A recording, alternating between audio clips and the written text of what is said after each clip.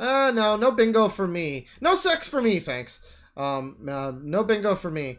But you know, I'm sure somebody might have got a bingo out of that one. There was some promising stuff there. Refresh your bingos because we're looking at another user here. And this is one, we looked at him like a week or two ago. I really enjoyed this guy. I wanted to look at some more of his stuff. He is potentially a troll or potentially just the bit. This is continuing very much in the frame, along with the framework of defending with my last breath a corporation that hates me and hates my guts and wants me to die. This is Harman Smith, and he is a big-time Nintendo fan. He loves Nintendo. He's such a Nintendo fan. He's such a Nintendo fan that in a video talking about Gamergate, not even Gamergate 2, not even this whole sweet baby bullshit that's been happening, none of that, but just a 10 years late video talking about Gamergate, but also several months early to actually be talking about, as an anniversary thing. It's a few months early, but it's 10 years, calendar years, I guess.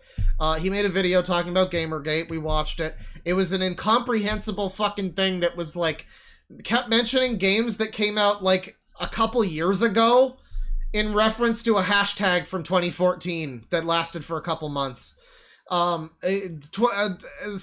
don't know. And then it kept coming back to how ultimately Nintendo was really the heroes. The real thing, Gamergate ultimately was a pushback to companies that weren't Nintendo, in his opinion. He also had some strong opinions about emulation. Emulators are bad. He had no real reason why they're bad, other than Nintendo's great and you should support them. Yeah, you should buy Nintendo products and buy Nintendo accessories. There was not really any actual. There was the reason that sometimes emulators crash and have visual bugs, but I mean, counterpoint, a lot of the time they don't, though. So, I mean, there you go. So yeah, this guy, Harman Smith, he's here, and he is a rant channel. You know, he talks the rant sort of... rant channel, I guess you might say. I mean, he talks about various gaming news and stuff. He's calling, in this is one I wanted to see, he calls Nintendo channel Arlo. It's a guy with a puppet who talks about Nintendo games. It's less cringe than it sounds, but it's a little cringe. He'll talk about the things Nintendo does wrong, but then he'll still just be a Nintendo shill till the day he dies, so it's I guess whatever. He'll bring up in some passing context, oh, I really don't like that Nintendo did this thing. But then he'll still just buy every Nintendo game and give them glowing reviews on everything they do all the time. And this guy, contrary to that, see, that makes Arlo a pretendo. This guy loves everything that Nintendo does and will never say that they've done anything wrong under any circumstances whatsoever. And you are a piece of shit if you think that Nintendo's bad. Look at the Mario hat on the hat rack over there, along with the leather jacket. And he's wearing a One Piece shirt here. I'm surprised he's allowed to like One Piece, because Nintendo didn't make it. But he's going to talk about, because I think Arlo doesn't even hate the Peach game. He's not even part of the Peach game's hate base. I think, from what I understand, Arlo's problem with the Peach game is that it's too easy. It's just too easy. And so that's why he's a pretendo, and he's attacking Princess Peach Showtime, according to Harman here. So let's watch. Right now, the Pretendos are desperately trying to find... I fucking love that he's unironically using a word, the word pretendo. That's great. Just out of the gate, that's great. Something to hold... He has an upcoming novel? Pre-order my upcoming novel? Oh my god, he has books. He has books. What do you mean he has books? Oh no. Oh no. Chat, you want to see the cover on Amazon for the book that he's releasing soon? I know a lot of you don't have the context for who this guy is and why this might be funny, but this might give you context. If you haven't seen Harman Smith, this will give you some understanding of who he is. The book that he has coming out, I'll read the synopsis for you here, and then I'll show you the cover for it. In a small town in southern Indiana, a cult worshipping the archfiend Ignis controls everything. All manner of atrocities are committed every day against the people of this town in the name of this great demon. Those not in the inner circle of this cult suffer and die at their hands in hopes that, someday, they will have the chance to become one of them. That's the first paragraph. In order to become a witch among the cult, a young woman named Sinestra burns alive several thousand people as an offering to her demon master. However, one of those she was meant to sacrifice is spared. This boy, vowing revenge against the evils of the cult, seeks a way to destroy them, but his enemy is too great, and he is forced to travel north to find new and powerful allies. Many years later, he returns, intent on eliminating this threat once and for all. To the north? So he goes to Canada? Because this is in America, right? This is American. I guess his real name isn't Harman Smith, because the name on Kindle is Cody Lee. But anyway, so that's the plot of it. It's like a fantasy. It doesn't sound super terrible. You know, I mean, like, just the description, it doesn't sound so crazy bad. I mean, it's a cult in a small American town, you know. It's kind of a kind of a fantasy, modern day fantasy story. You know, it doesn't sound so bad. That could maybe be. There's some silly parts, like Sinestra. She burns thousands of people alive, several thousands. But this is the cover for it on Amazon. And I would assume that this is Sinestra. I guess this is Sinestra. And I would assume, right? So, you know, I mean, I don't know if this is an anime character that exists and he's just using her art. Maybe it's AI. It's probably AI generated, I would assume. He went onto the AI and said, make me a sexy blonde anime waifu. And it did that. And so that's the cover of his book, I guess. So presumably, and like, you know, it's not even really alluded to in the description. It's like there's Sinestra and then there's a boy and yada yada. Without this cover, I don't know that I would have really assumed this, but I assumed that the story is ultimately young boy self-insert for the author winds up being with sexy blonde anime lady. And that's the story. I would assume. It's the plot of Loveless, I guess. We're gonna take on Varvados, I suppose. God, they really put that in the game, and then 5 minutes later is the worst boss fight ever, and it's not even from the original, and it's just like, hey, you want to have Sid and Vincent as party members? Eat some shit, do this boss fight. Sorry, anyways. Anyway, so that's his book. That's one of his books. Apparently he has other books. He has other books on Kindle here. Very interesting. He has 5 other books.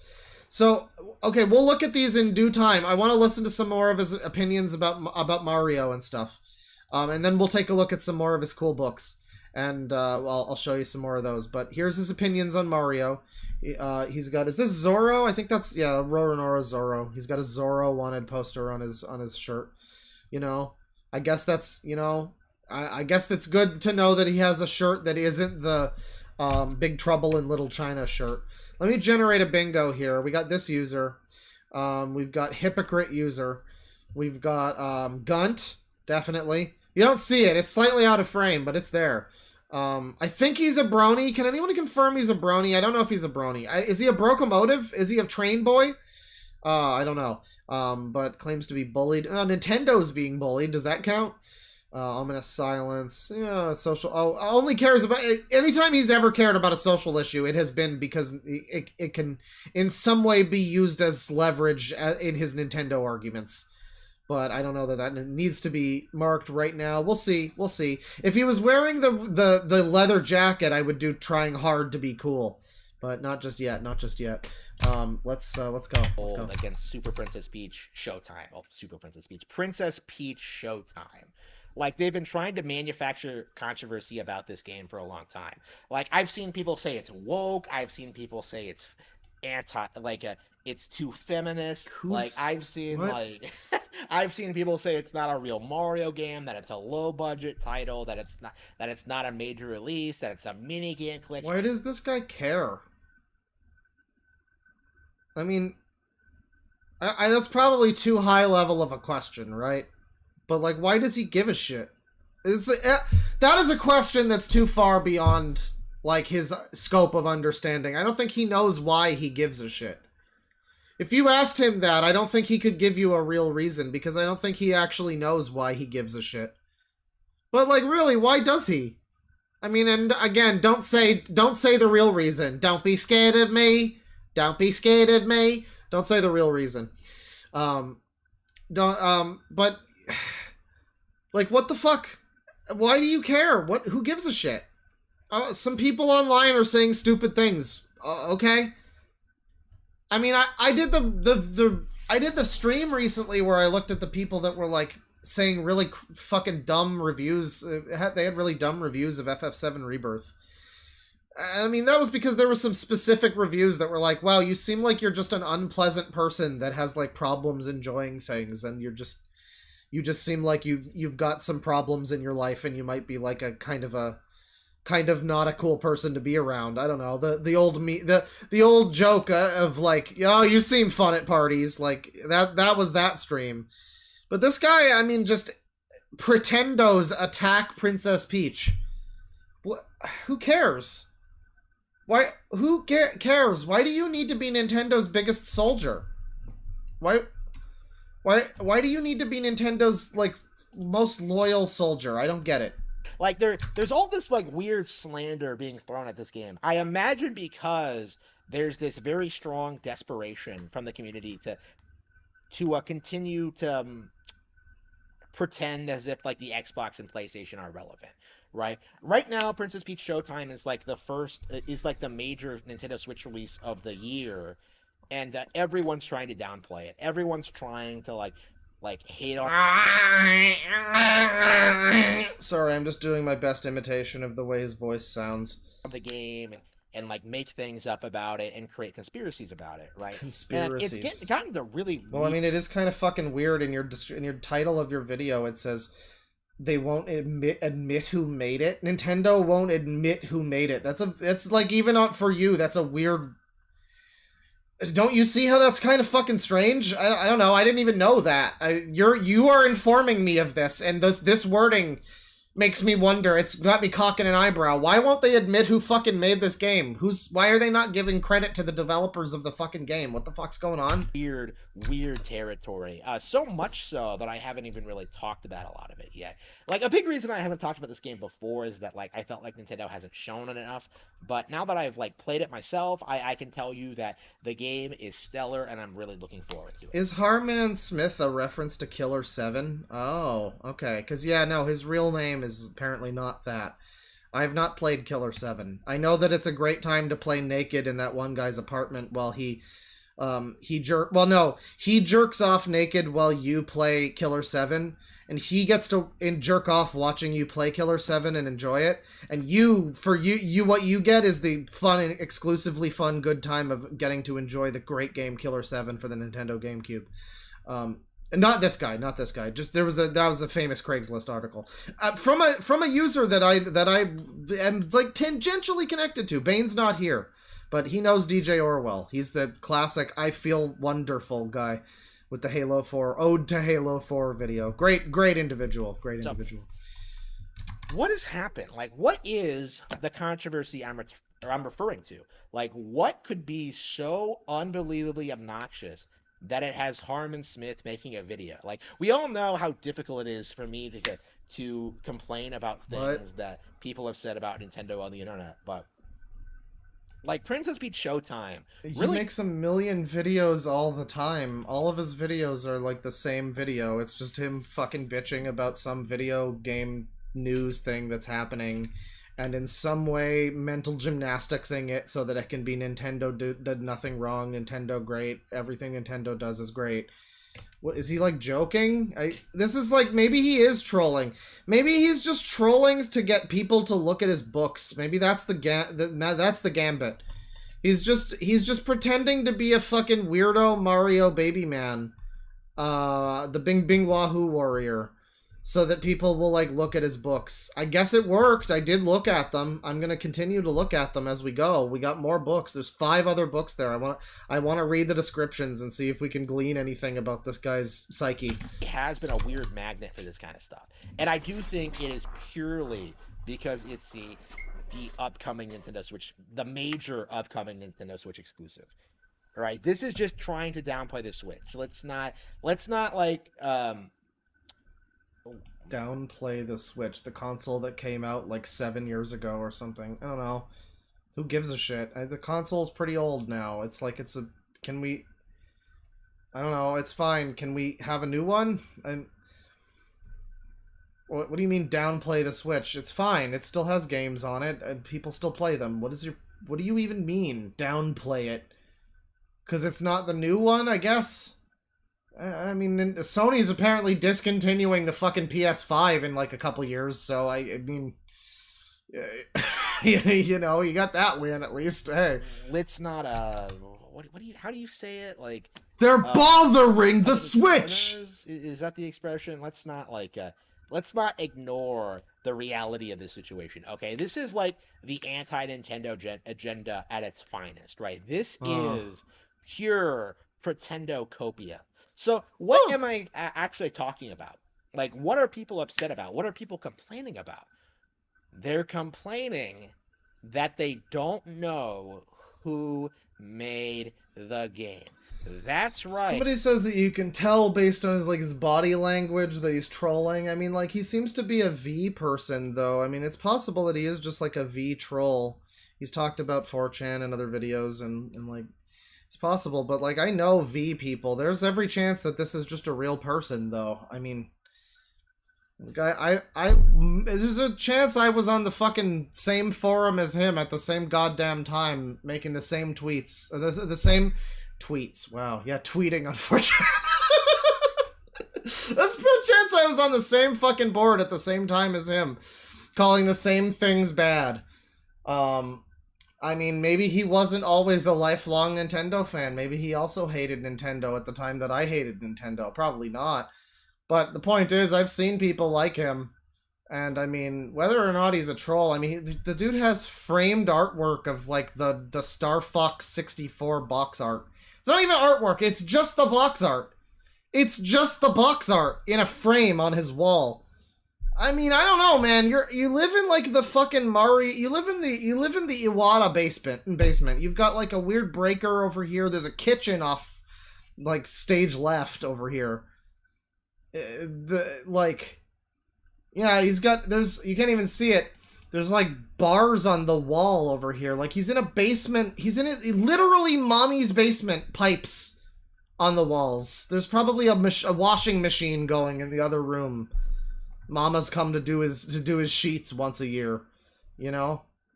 So it's like, whether you're trolling or not, unless this is his house that he owns and he's decided to dedicate one room of it to, you know, funny trolling. I guess that's fun. I guess that's something, but it just seems like it's one of those things where, like, alright, I get that you think you're joking, but I mean, if he is trolling, it's like there's still a level of pathetism. There's some pathetism here. Nintendo, for some reason, has not created good feel games openly for the development of Princess Peach Showtime. And there's been a lot of speculation as to why. They did the same thing for Another Code R. Like, there's been, like, all this talk and speculation, like, oh, is it produced in-house? Is it produced by a studio we know? Is it a new studio? Is it made by Next Level Games? Like, there was all this, like, discussion about this, but people really tried making a conspiracy about the situation. People really tried to pretend. Well, you remember that time Nintendo didn't properly credit the people that made Metroid Dread? You know, maybe that's why. I mean, you say in your video title they won't admit who made this game. That's a very weird wording from you. I mean, that makes me think maybe it is incendiary. He's like, but that would be so finely crafted. You're doing counter-trolling in your own fucking title? Like, that seems unlikely. It's most likely that he's just, you know, that's just like a slip of the tongue, Freudian slip kind of thing. Nintendo won't admit who made it. It's such a weird way of saying it. I didn't even know that, and now I'm, like, skeptical of this fucking game. What does that even mean? That's weird. That's weird. That this proved that this was like a D-list studio making the game and it wasn't going to be any good and stuff like that. And I do think this kind of goes into like the root of the problem as to like why Nintendo isn't talking about like studios who make games pre-release, because I've noticed this too, and maybe you have. Maybe we have, everyone. Maybe we're gonna be on his side on this one. This is the root of a problem. Nintendo specifically not crediting who makes a game for some reason. They've got a reason for this. Okay. Is the reason gonna be that this company is the one that made Yoshi's New Island or something? Like the only thing I can think is they're, like, embarrassed that, like, oh, they made fucking, you know, Chibi Robo Ziplash. That was their last game, and now it's Princess Peach Showtime, and oh god, we don't want people to find that out. Uh-oh. But, like, I kind of doubt that, even. I mean, I don't know. There has been a lot of discrimination against certain studios in recent years, right? I remember when, like, Next Level Games got acquired by Nintendo, and everyone tried to say they were, like, a bad acquisition or whatever, and I was, like, very, very open about that, where, like, I was just like, Next Level Games is awesome. You know, they produce, like, Luigi's Mansion 2 and 3. They produce like Mario Strikers. They produce like Punch Out Wii, you know, which is a fantastic Wii game in its own right. Like Next Level Games is awesome. Okay. Okay, yeah. Are they the ones? I think they're the ones that tried to make a Kid Icarus reboot or Zelda or something. I think it was the Punch Out Wii devs that had like an idea for a reboot of some series, and there was like some concept art. It looked kind of cool, and Nintendo just shut them down. I might be thinking of a different company, but. Yeah, okay, so they acquired this company, and were people mad about this? What is this? This has to do with it, this in some way, I guess? This is another developer for Nintendo, I guess, so... I guess this is related, okay. Federation Force, like, they've had a... Oh, they made Federation Force. Well, fucking... Say no more, fucking... They made Metroid Prime Federation for it. Like, that's one, maybe, you know, that's one of the things. It's like, maybe the last game this company worked on was Federation Force, and that's why they don't want people to know that their next game is Princess Peach Showtime. Maybe that's why. Federation Force is not even that bad, really. But it's not that good, either. I played it. It's not... People really did that thing where they're like, no, it's better than they said it is. It is. By a little bit. It's not that much better. It's like Metroid Borderlands. It's not great. But, okay, alright. Really good track record working on Nintendo properties, and I'm really happy to see Nintendo acquire them and have some Western talent under their belt, right? You know, they are probably Nintendo's best Western studio right now. And don't tell me Retro is better, because Next Level Games actually produces content. So yeah, I was very, very, very... I don't know that this guy's trolling with his mannerisms or anything. This seems like just a person talking. I mean, he seems like he's got, like... Spurg talking face, you know, a little bit. Like, he kind of, I don't know. I don't think it's like he's trying to specifically do, like, mannerisms that are trolling people. I can see what you mean, the way he kind of leans on his chair in, like, an arrogant sort of way, maybe, but other than that, I think that's just, again, I think that's just who he is. I'm really leaning hard on this is just a very unfortunate person who lives like this, and this is actually who he is. Defensive of Next Level Games when that happened. But I think that situation kind of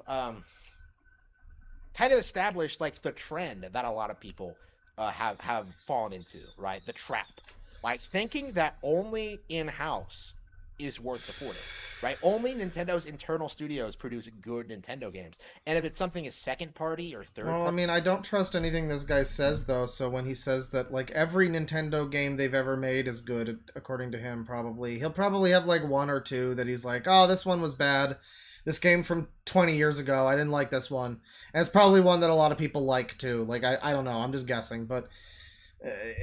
you know, I mean, he mentioned Super Mario Strikers, Next Level Games. Did they make the old one, or did they make the new one? Because there's a new Super Mario Strikers, and it's one of those new Nintendo sports games that fucking suck. It's wild that even Nintendo's sports games are worse now. Like I mentioned earlier, back in, like, the fucking PlayStation era, sports games were, like, a huge deal. You'd buy a console so you could play, like, a football game on your Dreamcast, you know? And Nintendo, all the best fucking Mario Tennis and Mario, you know, I guess Kart kind of counts, not really, that's a different thing, but like Mario Tennis, Mario Golf, all of that. And then like now you look at their fucking new sports games and it's all this shit where it's like, you get like one mode and then they do DLC later with shit that just should have been in the game to begin with. and everybody's already stopped playing it by that point, and nobody cares, and it's like too simple and basic. And like, I remember, I haven't played it myself, but I've seen nothing but complaints about the new Mario Strikers. If they made the new Mario Strikers, then that's not a point in this company's favor. This company you're talking about. I'm sure they've done good stuff too. Like, I know that the Luigi Mansion ones that they made, those are good apparently. But if you're talking new Mario Strikers, that one's not I don't think a very solid entry that most people would agree on. I don't think so. Oh, we can't support that. You know, I've seen a lot of people like speak out against intelligent systems or HAL or like the Pokemon Company. Oh God! Like it's really. Oh no! Because you say that one of the funniest things ever, because Claw brought up Strikers, is a clip of Harman screaming like a literal child when someone criticized the new Strikers for having less content than the. Oh man, I gotta see. I might have to look up that video because that sounds great. I mean. It's wild though. It is, because it's like these are people that are Nintendo fans, and they're just like sad that the Nintendo games, like, they finally made a new Strikers. People wanted one for so long, and then they made it, and it was just not really great apparently. And a lot of people who were looking forward to it were not happy with it. And you know, a lot of new Nintendo sports games are like that. So it's not people that just want to hate Nintendo and everything they do. A lot of the time, it's people that are like, man, I wish this was better. I sure am disappointed in Nintendo now because they do make games that I love. It's a shame that I have to support this company that makes games that I love, but also hates fucking all the people that buy their games and, you know, will do weird fucking insane spiteful shit just to fuck over small communities of people that support them. You know, it sucks that I also like Mario, you know? It's like... Yeah, people that have a problem with Nintendo aren't all just shitting on Nintendo, but try telling this fucking guy that. It's common to see people, like, discriminate against studios simply because of what they make or their past history or whatever, completely disregarding the quality of the game they're making, right? Like, I've said this a lot. Like, I have been addressing this a lot, but, like, people actively look for things to complain about. Like, just look at that guy on Twitter who's constantly complaining about how we haven't gotten a new Donkey Kong game in 10 years. Hey, genius, it's been 20 years since we got Super Princess Peach. What?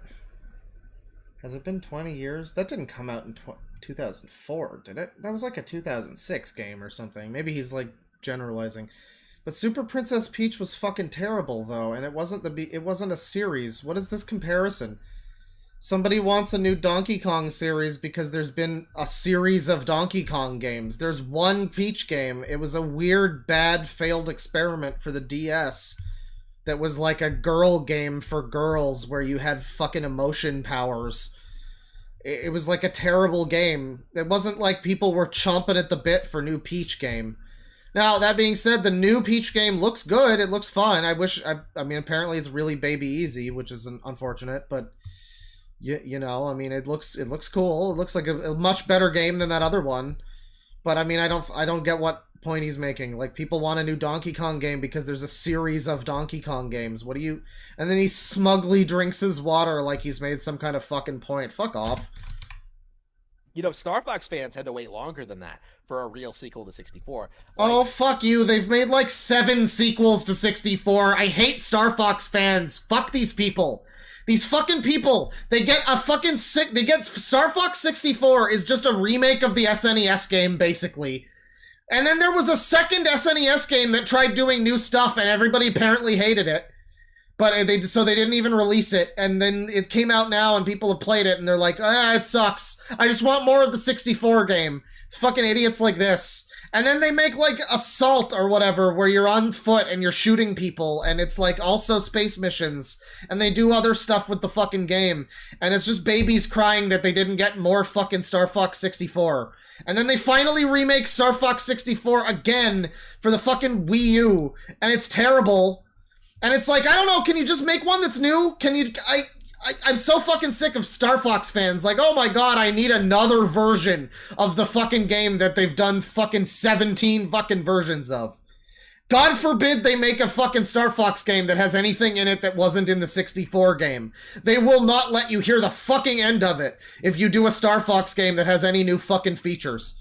One of the worst Nintendo fan bases, the fucking Star Fox people. Your last game was Tropical Freeze, one of the best platformers ever made. Oh man, what a terrible travesty. Like, shut up. Like, play something else. You know? Like, it's that kind of situation, right? The complaints about Goodfeel not being credited for Super Princess Peach are simply because... Okay, who's Goodfeel? Hang on, that name sounds familiar. Aren't they the ones that made that fucked up Pokemon remake? Goodfeel. Okay, Goodfeel. Who are you? Oh god, I zoomed in Wikipedia way too far. Games developed... Okay, no, they're fine. They had a fine track record. Yeah, they did Wario Land, Shake It, Epic Yarn they made. Yoshi's Crafted World and Woolly World. Yeah, they've got a fine track record. Yeah, I don't know why they would be, like, hiding this. This company's fine. I mean, they have some games I've never heard of that I guess are, like, JP only, but... And they have some stuff like Street Pass Me Plaza, I guess. They have some, like, DLC games or whatever. But yeah, it's all fine. I don't know why they would be hiding the company that made this game. They've got a fine track record. People wanted to be able to complain about the studio that was making the game. They can't complain about the way the game looks and how it's not something that Nintendo themselves would have made if they're not entirely sure whether it was developed internally or not. Right? Like, that is, I think, that... I don't even get what he's really getting at here. I'm confused at this. Maybe I've paused Andy too much. I lost the plot of what he was getting at, but, like... I mean, ultimately, Nintendo great, trolls evil, I guess. I mean, you know... It's you can piece it together. Can't figure out exactly what's going on, but I can piece together certain words based on context, and, you know, I can figure out what's going on. The mindset behind, like, not releasing this information. Because we've seen this happen too many times. Like, it has become a legit problem where people are judging games that we know nothing about purely based on who's making them. Right? And there's not even any reason to do that, though. I mean, again, Goodfeel is fine. Everything they've made here it's quality stuff. I mean, I guess Mario and Luigi Dream Team, I don't remember which one that was.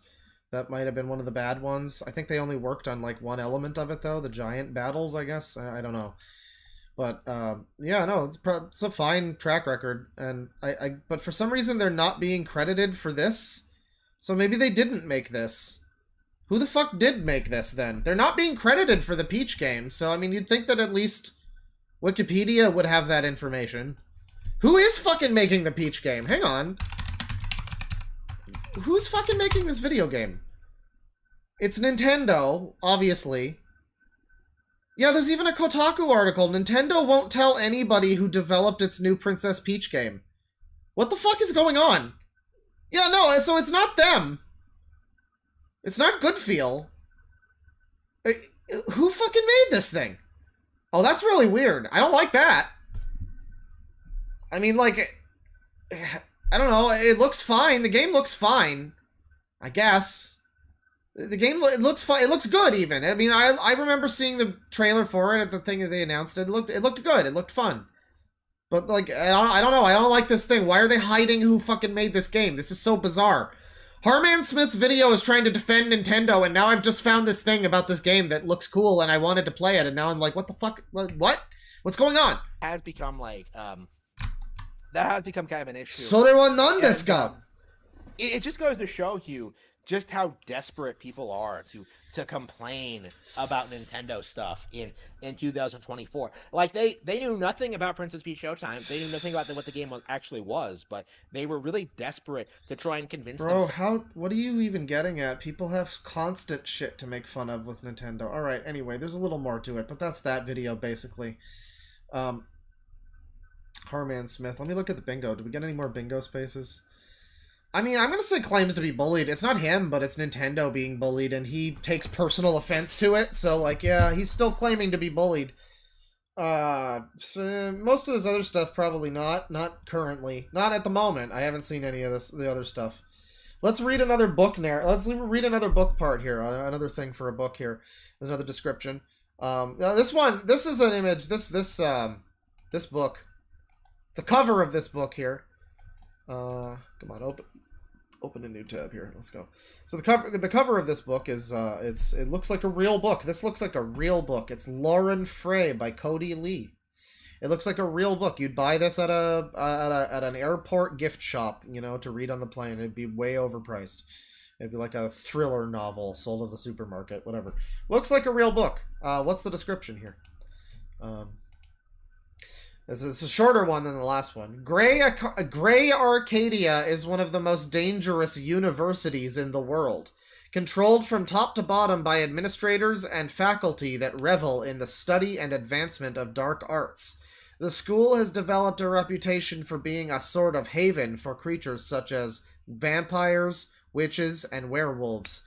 Ordinary human students, such as Lauren Frey, are very much putting their lives on the line for the chance to study magic.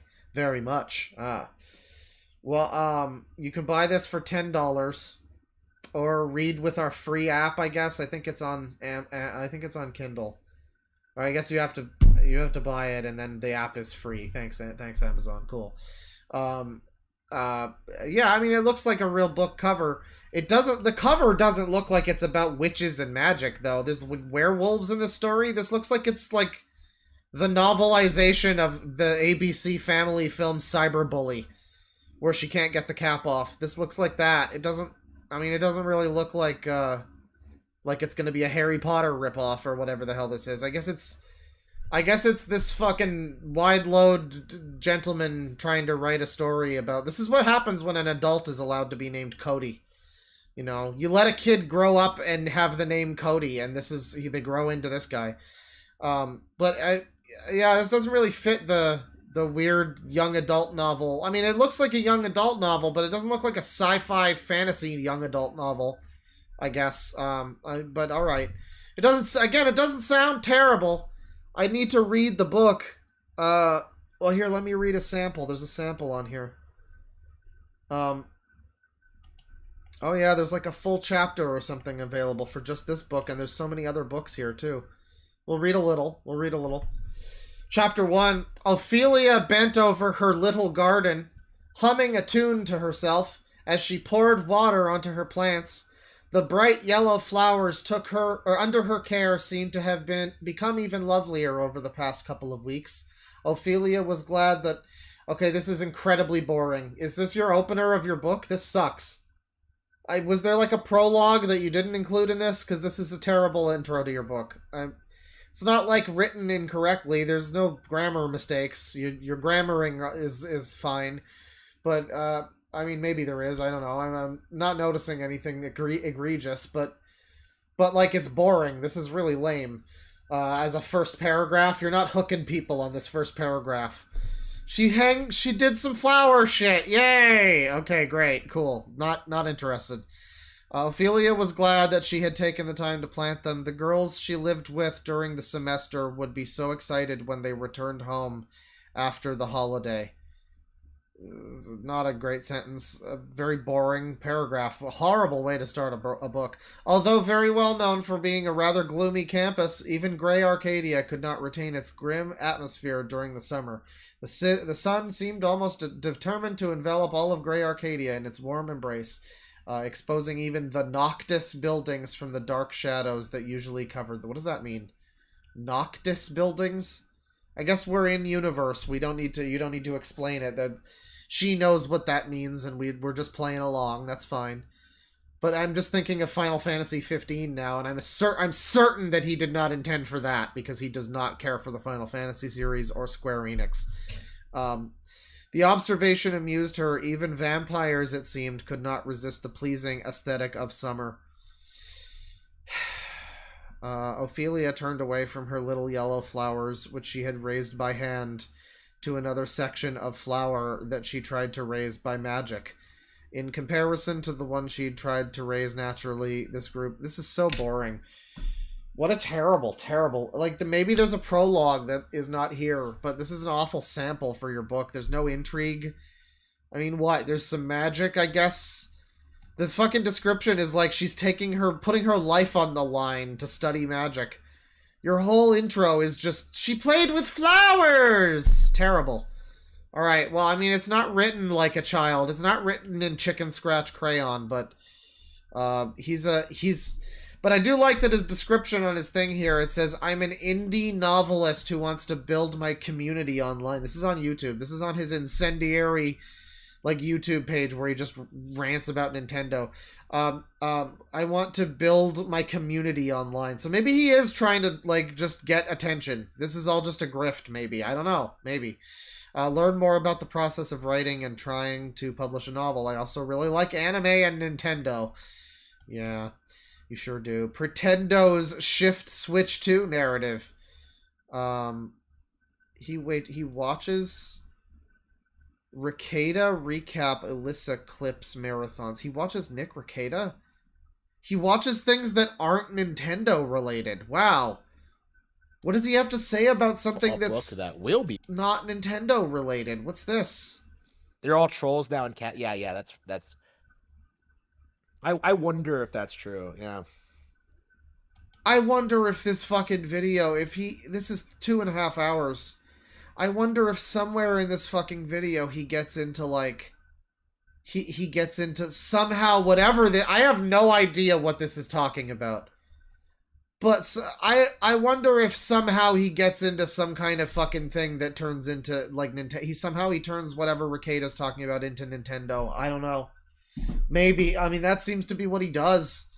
Like, in 2.5 hours, he probably somehow alludes to Nintendo in some way with something that they're talking about. I don't know, though. I'm not watching this. It's just amazing to see a video here that's not talking about fucking Nintendo. Let's see. Hasbro releases statement that they are going into video games. Another entertainment giant fails. Okay. That's alright. Doesn't sound like they're failing necessarily. Oh, okay, that wasn't the video, right? Because I clicked on that for the Arlo thing. That was the wrong video. Is this one up here? Pretendos like Arlo are claiming Princess Peach Showtime is too easy. Also, there's Tifa's titties could not save Final Fantasy VII Rebirth from the decline of Square Enix. No, it was Rufus Shinra that did that. That fucking... It's just the worst. Whoever made the end... Okay, so there's another... I have to keep ranting, right? Begin rant, alright? Rant begin. So there's a part in FF7 Rebirth where you have to play... There's a part... All throughout the game, you split up the party sometimes, and it'll be like, now you control Barret and Red, and you're doing this thing. And so there's one part where you control Cait Sith, which is how they pronounce it in the game. Fuck you. You control Cait Sith. And you have to go through this segment, and there's these little, like, fucking scale guys. There's these enemies. They're just regular enemies. And they're the worst. They're not designed at all for Cait Sith to fight them. It's like they're moving around and all of Cait Sith's fucking moves are just him bouncing back and forth and doing fucking flips. And then they'll do this move that's just instant death. They just do this move that instantly kills you. I got through like 10 minutes of fighting one of these fucking things, and then it just basically unplugged my fucking PS5. I mean, what the fuck is that? And then they make you fight 2 of them in a row, motherfuckers. They make you do 2 of them in a row. I mean, 2 of them at once, rather. 2 of them at once. Like, after you beat 1, they make you do 2 at once, and it was ridiculous. It was ridiculous. It was insane. It was the hardest fight in the game. Like, I was 60 hours in. It was the worst thing I'd encountered. This game is not balanced at all. Holy fucking shit. Regular enemies. They weren't a boss. They were not a boss. There was a boss in that segment. It was so much easier than the fucking adjudicators. That's what they were called. Fuck that shit. And now they give me this Rufus Shinra shit? I just want to continue the story. You're giving me this inconsequential little extra boss fight with fucking Rufus Shinra. Fuck off! Fuck off! It doesn't need to be this Nepo baby power! He's just able to counter every fucking move Cloud Strife does. This guy is designed to fight people! He is a combatant! And you're fucking telling me Nepo baby guy with his little fucking dog is able to... No! Fuck you! Fuck you! There is no reason why that boss is the hardest fight in the game. And everybody agrees. I looked it up. People are fucking complaining. They're like, why is this boss here? It's insane! It's insane! I fucking hate it! Anyways, So we're gonna continue with Harman Smith here a little bit, and pretendos like Arlo are claiming Princess Peach Showtime is too easy. Let's find out all about Arlo the Pretendo. Again, for those I gave the speech before, Arlo the Pretendo. Arlo is like one of the biggest Nintendo shills on the fucking internet. I mean, like he'll talk about when Nintendo does a bad, but then he'll still just also like just give them fucking blowjobs for everything else that they do. So it's like, I guess nothing they do could ever be bad enough for him to stop being a massive Nintendo shill. But that's not enough. That's still not enough for this guy, because he also likes games like Elden Ring that aren't Nintendo games. So he's a fake Nintendo fan. So, and also he wants Princess Peach game to be like not made for babies. So therefore, fake Nintendo fan. Let's watch. So I just sat and watched Arlo's coverage of Princess Peach Showtime, and to make a long story short, I forgot to say it, but rant over. Sorry, that's important. I did forget to. The rant is now over. I apologize. This is why I don't watch Arlo. Right? No, you can't fight the boss later. If it was an optional super boss, that would be fine. I'd have no problem with it. I mean, it would still be stupid that he's like a Nepo baby with unbelievable superpowers. But no, it's mandatory. And it comes after another boss fight, and before that was like fucking 4 levels. Ooh! Ooh! Before that was like fucking 4 levels of Colosseum duels. You have to fight like Tonberry kings and shit, and it's like, oh my god, I just want Sid and Vincent in my party. You guys are cucking me so hard. This is unbelievable. They come with you to the fucking gold saucer. They make a whole to-do about, Vincent's coming and everything. You can do side quests where Vincent shows up in the side quest, but I can't play as Vincent because, I need to fight all this fucking bullshit in the gold saucer first. This shit that wasn't in the fucking gold saucer in the original. I'm finally starting to see why people have problems with some of these fucking changes. It's like, I just want to get to the parts that were in the original, but you're fucking holding me back with this stupid, insane bullshit and these 40 levels of fucking boss fights, and I just want to continue the game, dude. What the fuck? Anyway, sorry. So, rant over. I apologize. That time I didn't say that the rant was beginning, so I didn't trigger warning you for the rant. I may have non-consensually ranted at you, a few of you guys. I apologize. That's absolutely conduct unbecoming of a creator of my stature. I apologize. Completely out of touch, whining about the game being too easy. It's made for little kids. Yeah, no shit. I'm really sick of these grown men trying to criticize video games because I'm a mature gamer. I'm an adult. I know I pretend to be a Muppet on the internet, but I'm actually a grown man with children. So he's Arlo. So you're talking about Arlo, right? So, this is incomprehensible. So, Arlo just wants the game to be harder. I'm assuming it's like a Kirby game where it's like I can barely play it because if I fall asleep, it's like I'm assuming it's like that. One of those Nintendo games where they just make it for complete babies, and it's, I'm assuming he just wants to be engaged by the video game a little bit, like, because the guy also because this is the thing, if you're gonna be like a huge simp for Nintendo, I guess your metric of like difficulty for gaming is going to be kind of different, isn't it?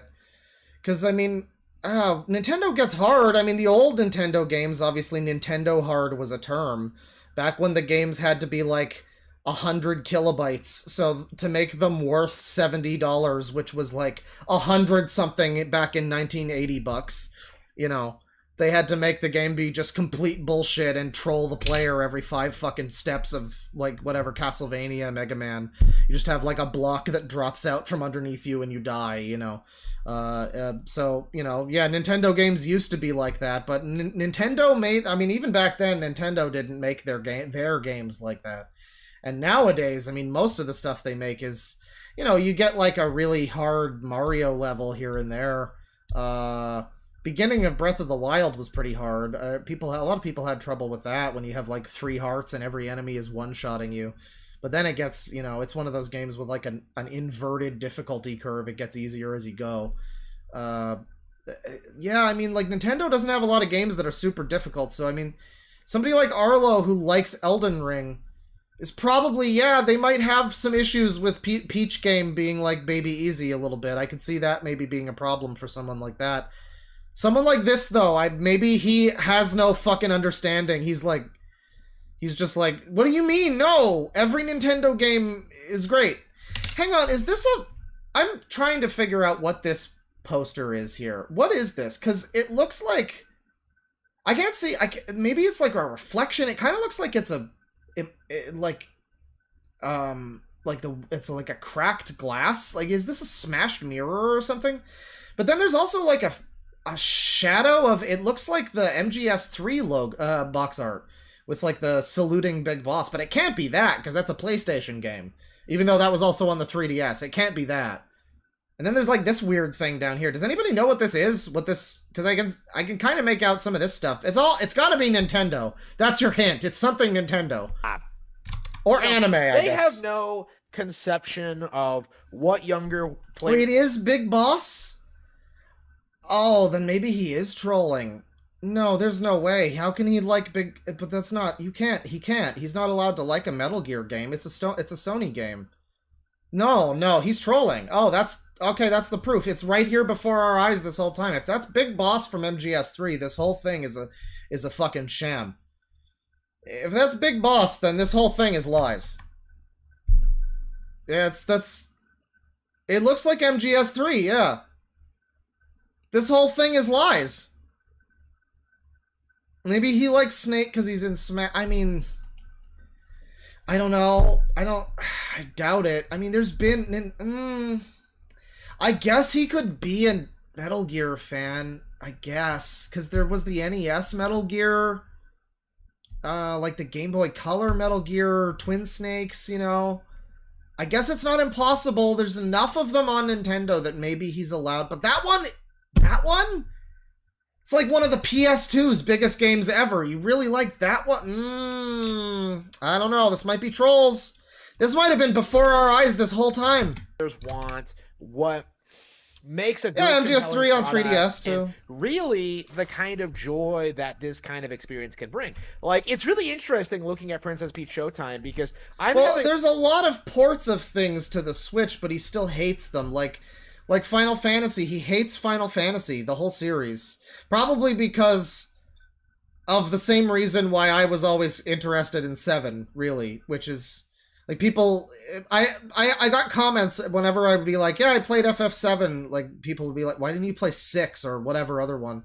7's so overrated, whatever. It's because I grew up in the era where, because I had an N64, I never fucking heard the end of the comparisons to, apparently Ocarina of Time was always being compared by people to Final Fantasy VII, and I have no fucking idea why, because they are vastly, vastly different games in many, many ways. But that was like the rivalry, I guess. So I guess he probably hates... Or because they they abandoned Nintendo for Sony or something. So he hates Final Fantasy, even though there's tons of FF games on Nintendo. I don't think he likes Persona. Like, anything that's not made by Nintendo, he seems to have a problem with. So seeing this MGS3 poster, if that's what it is... I don't know, man. A lot of Vietnam flashbacks to Kirby's Epic Yarn, which was a previous game put out by Good Feel, right? Like, this is the same kind of rhetoric we heard back then, right? Yeah, he's rhetoric. He even said that if Baldur's Gate 3 came to Switch... What was the quote? It was like a short joke, like it was like a joke video, I guess. But I really believes it. I mean, it was like not really a joke as much as like just smug neener kind of thing. But it was like, if Baldur's Gate 3 comes to Switch, then I will say that it is a bad game. Ha ha ha. So it's like, yeah, even games that are from other companies but come to the Switch, he has a problem with them. So I mean, yeah, there is an MGS3 port on the 3DS, but that doesn't mean that he would... That's one of the PS2... That's like Silent Hill 2 and MGS3 are the biggest games on the PS2. Which, of course, soundly trounced the GameCube and the Xbox. So, of course, he has to hate the PS2. So it doesn't fucking compute to me that this guy could. No. This whole thing's trolling. We've uncovered it. He cannot be a fan of MGS3. No, maybe if it was Twin Snakes. If that's what this poster is. I don't believe it. I just don't believe it. I'll buy it. You know how like Kirby's don't buy it. Yarn, like you can't actually die. Like remember, like when people were trying to say that, like did he mention Vietnam? I think he did. Where did he mention fucking Vietnam? Actually, a grown man with children. You know, they have no conception of what younger players want, which I'm sure you do, right? Makes a good, compelling product, and really the kind of joy that this kind of experience can bring. Like, it's really interesting looking at Princess Peach Showtime because I'm having a lot of Vietnam flashbacks. Oh my god, yeah, no, it is. It's Movie Bob with the Vietnam flashbacks. Oh my god. What was Movie Bob's Vietnam flashback again? What was that? Was it Gamergate? I forget what made him have Vietnam flashbacks. It might have been Gamergate that gave him PTSD Vietnam flashbacks. God, tell that to someone who fought in Vietnam. Just see how that works out for you. Tell someone who fought in a war that this guy's having Vietnam flashbacks over video games. I know it's just a turn of phrase, but like, God, that's embarrassing. To Kirby's Epic Yarn, which was Mario 3, right, of course, put right. out by Good Feet. Gamergate and Republicans. This okay. is the same kind of rhetoric we heard back then, right? Or you know how in like Kirby's Epic Yarn, like you can't actually die. Like right. Remember, like when people were trying to say that like it's too easy. Oh man, Nintendo's going down a bad path. How can they not respect me? How could they put something like out? Oh man, I'm a mature gamer. Why is this guy so offended that somebody just wants to have a game that's engaging to them? I mean, I guess it's trolling. That's the reason. He's got an MGS3 poster. There's no way he believes what he says. If he's a fan of fucking... If he's a Nintendo fan, that's like being a fan of Crash Bandicoot. It represents too much anti-Nintendo energy. He can't be a fan of that. This has got to be trolling. But I don't know. Let's be fucking naive idiots and engage with it in good faith. Why would you care? I mean, first of all, why care about any of this? But second of all, why would you be so offended by people just wanting the game to be hard? It's not even like they don't like it. They just want it to be more engaging because they are mature. They aren't babies. Like, his whole argument is this is what kids want, but I thought Nintendo appealed to everybody, so you have adults that are just the game's too easy for them. But I guess they're just supposed to shut up because Nintendo actually is for babies? I thought everybody was supposed to be able to jive with Nintendo games, but when they don't because they're too easy, then shut up, though, because Nintendo games are for babies. You don't know what babies want. Shut up. But then if you say Nintendo games are for babies to this guy, he'll go, no! Mature! It's for mature gamers like me! I mean... This is why I think it could be a real person. It's still, I mean, we might be wrong about what this even is. It's hard to tell. It kind of looks like the MGS3 cover, but there's also like some weird tree branches up here, and there's like whatever this is down here, some kind of red shit. I don't remember what that poster looked like, or maybe this is, people said that it might have been a displate, something. I don't know. Like, it might be something else entirely. It's possible, but whatever. You know, I just don't know, man. I mean, I don't know if you're... It's easy for me to believe that this could be a real person just because there's so many people I've seen in real life that are like this.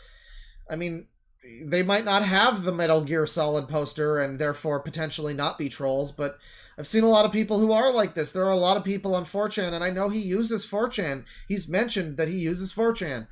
I know that he's a V user. So, like, he's a user. So, like, I've seen fucking V people who are like this, dude. This is not out of the fucking realm of possibility that the guy just believes everything he's saying. But if this is an MGS3 poster, I fucking call it all into question a little bit. I don't know. I call it into question.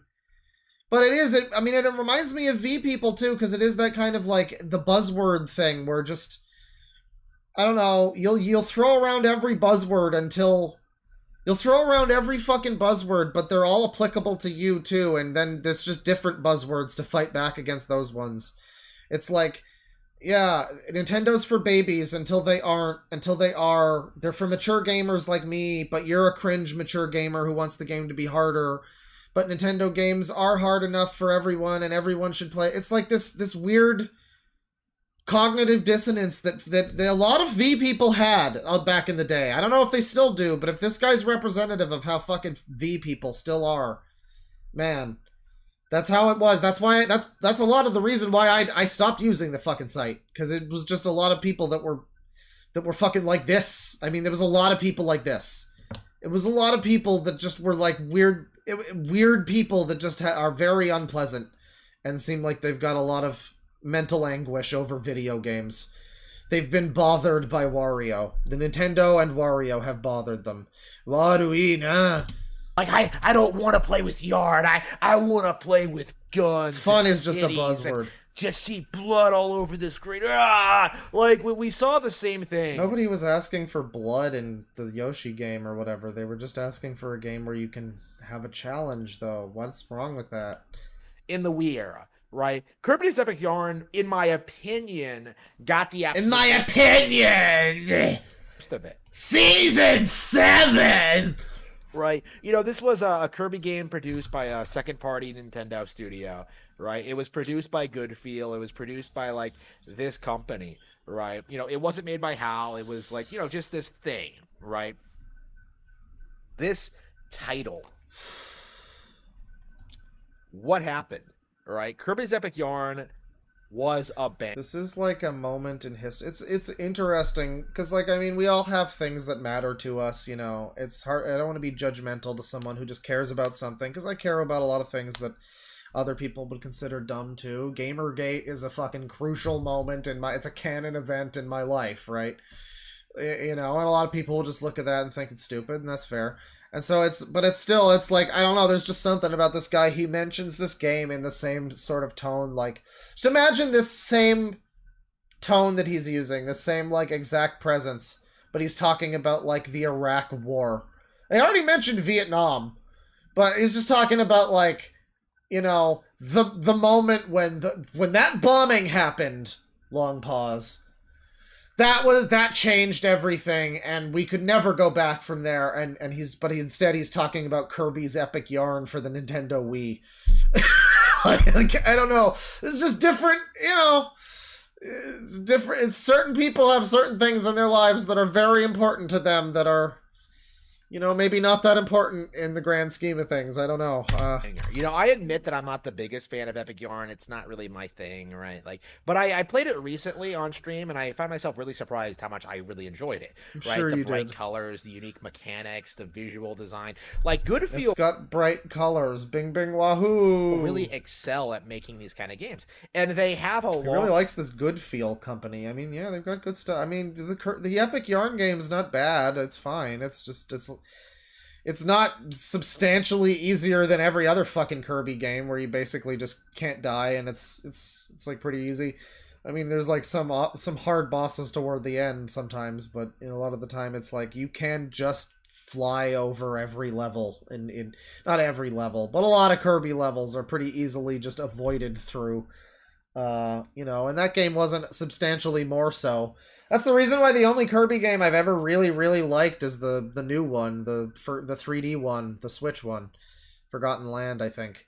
Because it's like, it's a little harder, and, you know, it's a little closer to like a Mario game in terms of difficulty. It's a little bit more, and you can still fly over the levels, I guess, but I don't know, I just don't, so, you know, whatever. I don't know. I like that one, but I don't know. All the rest of them, yeah, it's like I fucking fall asleep playing a Kirby game. It's.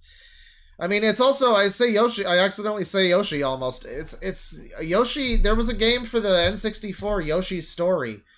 It was the sequel to the Yoshi's Island for the SNES, and that game's kind of famous for being like kind of unfortunately too easy. It's like really short and it's easy and it's like a baby preschool game for babies. And it's sad because a lot of people wanted a real sequel to Yoshi's Island, which was like a real game that had challenge. I mean, it wasn't super crazy hard, but it was a real video game. It wasn't like notably easy. And I guess that's the same thing. I guess he would probably also defend Yoshi's Story too, which I've literally never played it, even though it looks cool, because everything I've heard is like, it's just kind of not worth it. It's easy and it's over in 5 minutes, and like, oh, okay, never mind. All right, I guess I won't bother playing it. Fine. And it's like, yeah, that is enough to ruin an experience for people. You want to have you want to feel like you're being fucking engaged, not falling asleep and playing something. Long track record of doing this, right? You know, Woolly World was great, Crafted World was great, you know, Wario Land Shake It was great, right? They are really, really good at what they do. And the fact... Just going off about this Good Feel company again. We already talked about them. Mario Wonder's cool. It's good. It's you know, it's a Mario game. It's good. It's better than the it's better than the new Super Mario games. They have, you know, animations now. It's finally a 2D Mario game that doesn't just feel like kind of cheap, you know? Because like New Super Mario 1 was fine. It was great. It was fine. This was an original take on the thing. Whatever. And then like Wii is like, okay, it has multiplayer, I guess. And then all of the other two are just... There's no excuse for why they exist. There's really no reason for the 3DS and Wii U ones to exist.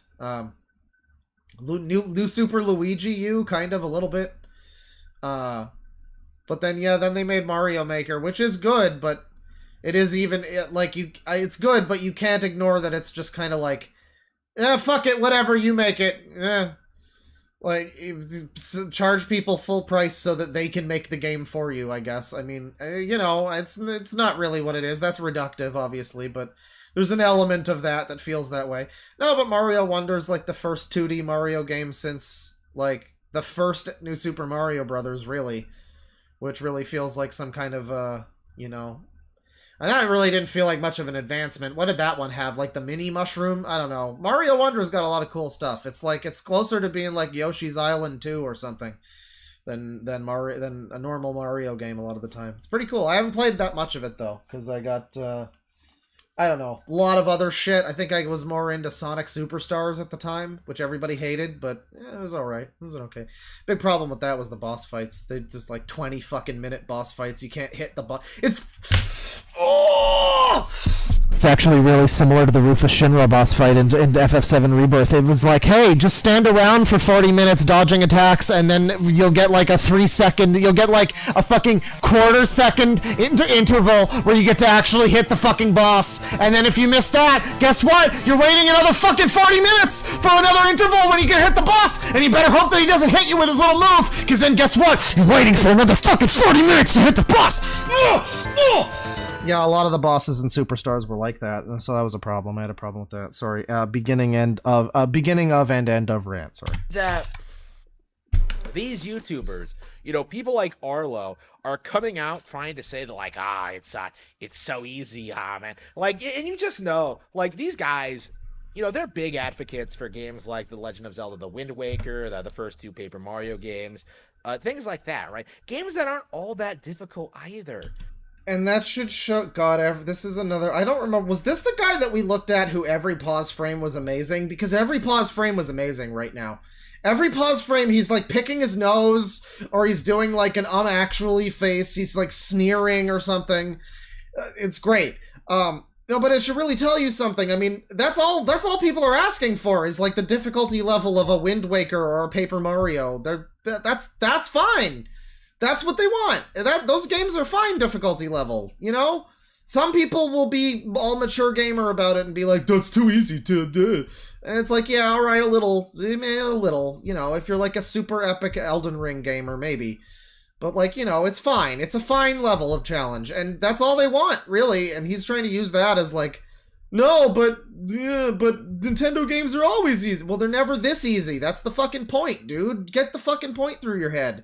Stop playing Metal Gear Solid 3 for the Sony PlayStation 2 and get that point through your head. You know? Like, I don't understand what the whole deal is with trying to dismiss a game for being too easy, right? Like, it's just one of those things where I just look at it and laugh, because to me, it demonstrates that the critic doesn't really appreciate what the creators are trying to do, right? Like, literal confirmation that Nintendo games are for babies. I mean, I didn't think so, but Harman Smith is the biggest Nintendo fan out here, and so I guess I'll have to listen to his take on it. Nintendo games are for babies. They're supposed to be made for and enjoyed by children, and adults shouldn't play them. I didn't know. It's weird that you're such a fan of them. Then what's the deal with that, dude? Arlo in his video really downplayed just how much variety there was in these two playable Princess Peach stages in the demo, right? How different the costumes are, how good the animations are, like the visual design, the general gameplay loop. Yeah, and I'm sure everybody who has a problem with it being too easy is upset that the game. I have a great example. There's a game I love. It's I've never been a big Crash Bandicoot fan, but I really love this N64 game, Donald Duck's Goin' Quackers. It's great. It was on a bunch of platforms, but I always played the N64 one. I didn't own it, but I emulated it back in the day. I know, sue me. Just, it's horrible. I'm a monster. I emulated a game that was at that point already like 10, 15 years old. Unbelievable. But that's a game where it's like 4 very short worlds that are all really easy. They're all a lot of fun, but it's really, really short and easy, and I just like the game, and I wish it was longer and had more, like, challenge, and yes, I did skirt around saying longer and harder, fuck off. Yeah, no, that's my example, is a game that I like, and I like everything about it. I just wish it was longer and harder and thicker and more intense. Like, he tried to make it sound like you just press the B button and to win and stuff like that, but that's not really true, right? Like, I've seen a lot of people, like, I myself was, like, really surprised with the complexity of, like, the combat and, like, the cake decorating stuff and, like... The complexity of the combat, oh my god. The complexity of the combat. You really shouldn't play FF7 Remake, dude. How much, like, the game You're gonna have a problem. You're gonna have a real problem if you're enamored by the complexity of the Princess Peach game. I haven't seen its combat, but, like, I don't know if it's remotely as complex as, like, Kirby's special abilities that you can do, where you, like, like the advanced text for some of the copy abilities, like. Even then, no, you might want to stay away from, like, Devil May Cry or whatever, man. Yeah, I can see where your opinion might be coming from. Able to just do so much more than you would expect from a game like this, right? Like, it's so visually charming, it's so distinctive, it's so, like, it's so adorable, right? It's adorable. And yet you're seeing Arlo come out and try to say, oh, this isn't what I wanted, like you were really expecting something, like, targeted towards a hardcore audience from Princess Peach. I mean, I have the other example too, where I like, somebody mentions FromSoft. I mean, yeah, we mentioned Elden Ring. I was really enjoying that Armored Core 6 game. Surprised as hell that it ran so well on my computer. But I was really enjoying it, but it was legitimately just too hard for me. I mean, I got to, like, the first really big boss, and yeah, I got casual filtered. And I was like, man, the rest of the game is just going to be way harder, and I love how it looks and everything, but yeah, I'm just not, this is not for me. I guess I could spend a lot of time getting good, but, I don't know, I've got other games I want to play. So, like, yeah, I mean, I don't know, people just want a challenge that's, like, the right level for them, I would have liked to continue seeing the flashing lights and visual design and all the shit he likes about the Peach game in that Armored Core game, if it was, like, a little less insanely fucking hard. I mean, I know everybody hates the fucking difficulty mode thing, and I usually do too. I just play on normal, because, like, yeah, put me on... I made the mistake a few times of trying to play Yakuza games on hard. Never, ever do that. Just never do that. They just block every attack. People talk about Blockuza 3 specifically, and how they block a lot in 3. No, they do it in all of them. Every single game, they'll just block everything. You'll hit them with a fucking motorcycle and they'll just block it. It's insane. Don't play any of those games on hard. It sucks. It fucking sucks. They're terrible. Just play them on normal, the way it's fucking balanced to be played, I get it. I don't usually fuck with too much with the difficulty modes, but, like, yeah, I don't know. Sometimes you want a game that's targeted at a certain audience. It's like, I don't know, maybe just also have a mode in Peach that's, like, for adults. Maybe have a mode in Armored Core that's for babies. I'd love to play the baby mode. I'd be very happy to play the baby mode in Armored Core. Right. You were really expecting that, like, Dark Hearts would be, like, the canon. No, that's stupid. Like, okay, that is the dumbest thing I've ever heard in my life. Okay. Somebody's saying the Barbie game is 100% for little girls. I don't know. I'm disappointed because It's apparently so easy and lame. Like, yeah, I saw the trailer. It didn't look like it was just a little girl game. It looked like it was a fun, Nintendo game. It looked like it was it had some cool original stuff about it.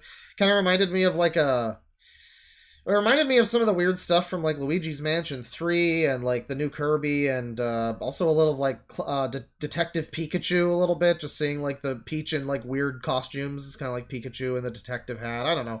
It seemed like a cool game. It didn't seem like just Barbie girl game kind of thing. And finding out that it's just like super baby easy, that's a little, that's also, I mean, let me get all Anita Sarkeesian here, gamers, alright? You fucking dead gamers are dead, okay? And it's time that we stop calling ourselves gamers. I'm now a player, alright? You know what? I'm no longer a gamer, I'm a user. Alright? Gamers are dead, I'm a user. Alright? I'm putting on my Anita Sarkeesian hat here. Gamergate 2 is in full action. I'm sick of getting harassed and targeted. And god damn it, Nintendo made a game for women, and they made it baby easy because Nintendo hates women, and they hate women, and they think that women are stupid and can't play video games. So they made the Princess Peach game be easier than the Mario game, because they hate women, and they're misogynists, and they hate women, and that's what this video should really be about, is how Nintendo hates women. That's right. Like, what were you expecting? Right? Left-wing dork! This isn't the first time that, like, we've seen people do this, right? Like, New Super Mario Bros., right? That's another really good example. Like, how many people, like, try and, like, come out and say it's too easy, there is no complexity to the game, it's not a very good platformer, but in reality, it's quite difficult, quite lengthy. It's not quite difficult. It's not. I mean, I've died in new Super Mario Brothers games. They're kind of, that's I'm saying they're fine. That's a fine Nintendo challenge. I don't know. I wouldn't complain that they're too easy. I wouldn't say they're fucking quite a fine challenge. No, it's fine. Well, yeah, what exactly did he say? It's not a very good platformer, but in reality, it's quite difficult. Quite difficult. No.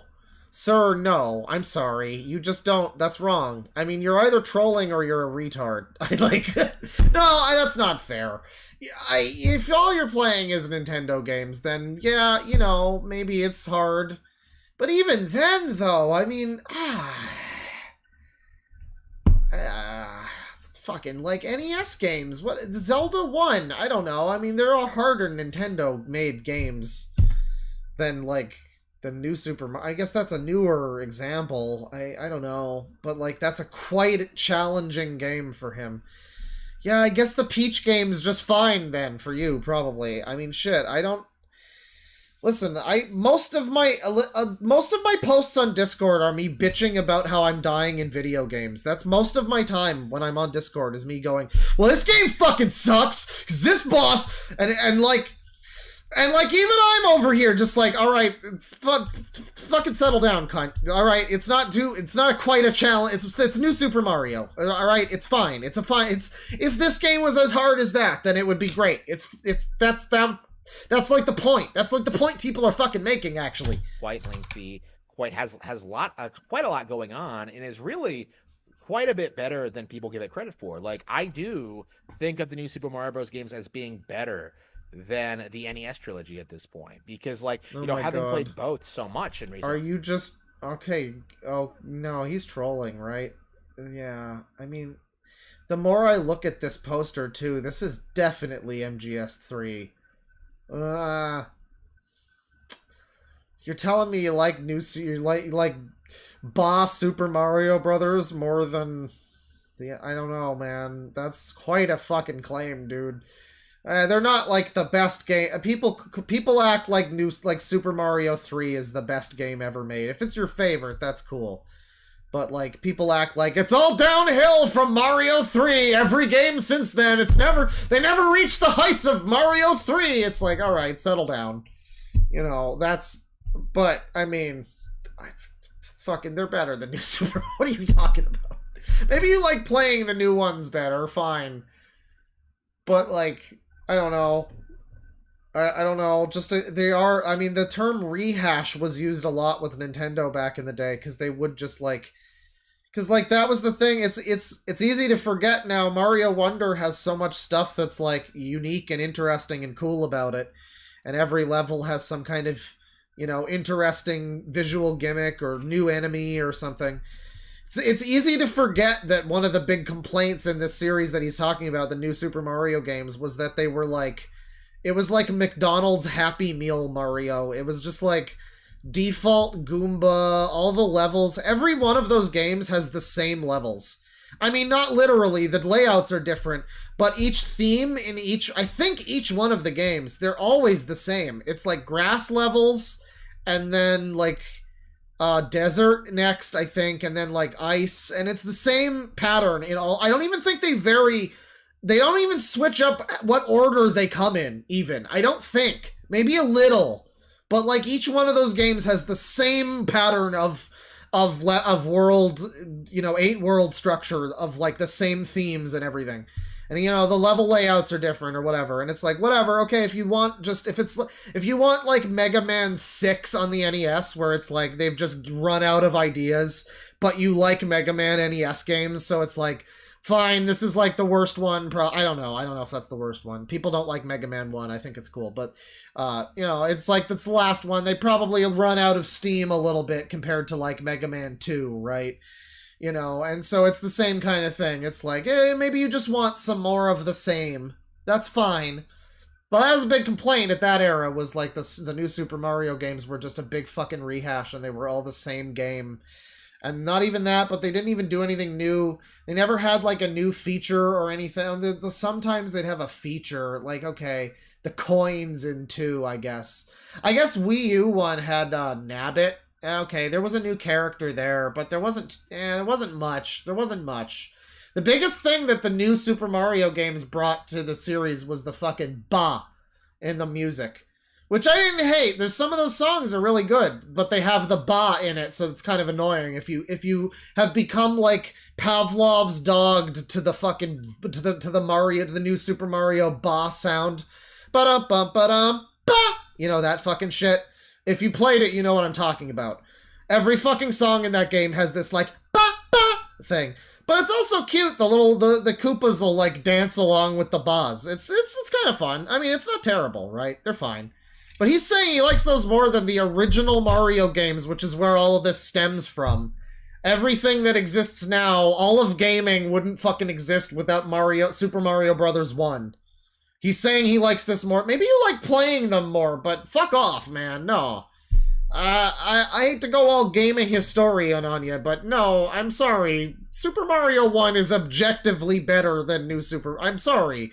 Maybe it's fine if you like it more, or you like playing it more, but on an objective level, it's a better game. Fuck off. Years, I've really come to... He likes the new series better. No. New thing worse than old thing. Old thing better. Fuck off. You stupid. Old thing better. You dumb and gay. Just what New Super Mario Bros. Does, right? Like, the entire justification for hating New Super Mario Bros. Like, essentially boils down to the fact that they've released 4 games with a similar art style in, like, 6 years, right? Which is fine, right? Nintendo never did anything wrong. Like, people were burned out on it. Yeah, that's kind of understandable. I do think, oh my God, like, New Super Mario Bros. 2 didn't need to... And he likes New Super Mario 2 didn't need to exist. He finally said something that's not insane. And he has the Metal Gear Solid 3 poster, his favorite game for his favorite platform, the Sony PlayStation 2. He loves Metal Gear Solid 3 so much. It's his favorite game. He's got it's his biggest poster that he has is for MGS3, so... I guess it's like it's right next to his Mario hat, his Metal Gear. It's his favorite series. It's Mario and Metal Gear, noted Sony franchise Metal Gear. So so that's cool. I mean, not really a Sony franchise, but you know. Exist, right? But at the same time, like, objectively, all of those games are good. Objectively, all those games like added a lot to the mythos. They introduced new characters, new ideas. What do you... Oh, no. Okay, he is being an idiot. Objectively, no. You're trying to do the objectively. I just hit you. Cunt, I just hit you with the objectively. You don't do that. I just hit you with the objectively. You can't turn me around with another objectively. And my objectively was right. Yours is stupid and wrong. They weren't. I mean, they're fine. They're good. They're playable. They're good, fun platformers. They're a lot better than the average 2D platformer. Fine, yeah, but they don't add a bunch of characters. What is he fucking talking about? There's one. There's Nabbit. It's in the 4th one. All of the other ones What, Yellow Toad? Is that your idea of a fun, new, cool character? Yellow and Blue Toad? Are you talking about them? What are you even talking about? There's nothing. Maybe there's like one enemy and that's what he's fucking talking about. I don't know. There's probably like one new enemy in those fucking games and he's like, oh, but think of all the new enemies and the new characters. All the cool... what about all of the sights we saw, Mario? Come on! Did it mean nothing to you? More power-ups. Like, all these really cool level designs, all these crazy mechanics that we'd never... Also, if you come into my chat and tell me I'm yapping, you can just go to another stream. Fuck off. ...seen the 2D Mario game up to this point. Stop talking on the stream that is your stream. Just leave. Like, the idea that, like, New Super Mario Bros. Is stale and boring and derivative was always pushed by dipshits who were upset. Well, I guess he would know. I mean, it's like, it's a good thing that it's the classic takes one to know one, right? That these games were as successful and popular as they were, right? And of course there are like endless examples of this kind of thing. You know, I brought up Wind Waker, I brought up like I cannot help but assume that he has a long, weird, ominous pause here too. I don't know why he just like stopped talking. I brought up... Just like awkwardly stopped for... He was like talking and then just dial up noises. I can't help but assume now that he is the guy with the rare sucks Iwata basement. The classic picture. I'm sure you've all seen it, but I will show it. The classic picture, which is just constantly what I'm thinking of as I'm... let's see. Rare Iwata basement. It's a GameCube basement or whatever. The Iwata Shrine. This is a classic image. There's a few versions of it. There's like a few different versions. There's a few... I think there's a few different shots.